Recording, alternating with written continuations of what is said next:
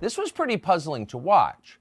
Whatever else January 6th was, and in some ways we still don't know exactly what it was not a Trump-led insurrection. The crowd had no guns. They had no plan to overthrow the government. Nothing like that has ever emerged. And above all, Trump was not leading it. He was miles away at the White House at the time, where he issued a public statement calling for calm and nonviolence. So why were the people on television telling us that Trump led an insurrection? This was, of course, a lie, but it was also a very obvious lie. So clearly we were watching the rollout of a talking point, words crafted for a specific purpose. But what was the purpose? We got an answer to that question yesterday when the Colorado Supreme Court ruled that because he led an insurrection, Donald Trump's name cannot appear on the state's ballot next fall. The four liberal judges who concluded this cited as their justification Article 3 of the 14th Amendment, which was written in 1868 to keep former Confederate officials from holding office. That was the sum total of their reasoning.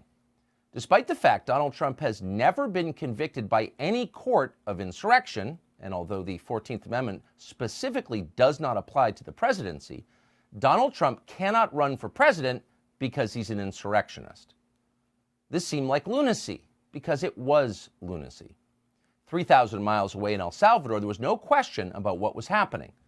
The United States has lost its ability to lecture any other country about, quote, democracy, wrote Salvadoran President Nayib Bukele. And yet in this country, no one on the left dared say that. Instead, Donald Trump's enemies celebrated. The Atlantic magazine expressed gratitude that unelected judges had, quote, rescued the country from the desires of voters. Because actually, that's democracy. And then there was Jena Griswold, that's the Colorado Secretary of State. You may not have seen her before, but you will instantly recognize the category she represents. Unhappy 39-year-old liberal women with Ivy League degrees and a deep streak of authoritarian impulses. Here's Griswold on MSNBC last night explaining that a conventional legal process is no longer necessary for the left to get its way. No more trials or evidence or jury verdicts. An accusation made on television is now enough to remove a frontrunner from the presidential race. If Nancy Pelosi and Joe Scarborough call you bad, Americans are not allowed to vote for you. Watch. Look, I believe he incited the insurrection.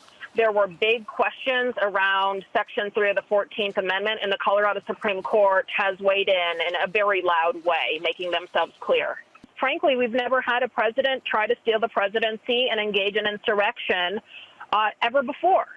So Trump's actions are unprecedented. The Colorado Supreme Court confirmed that the district court got it right, that he did engage in insurrection. I think Section 3 of the 14th Amendment has to apply to the presidency because if not, it's a get-out-of-jail-free card. And in a country of laws where no man is above another, we can't have one office be able to do whatever they want when it comes to rebellion and then be able to be seated in office again. None of this seems very American. All of it looks like the actual end of democracy.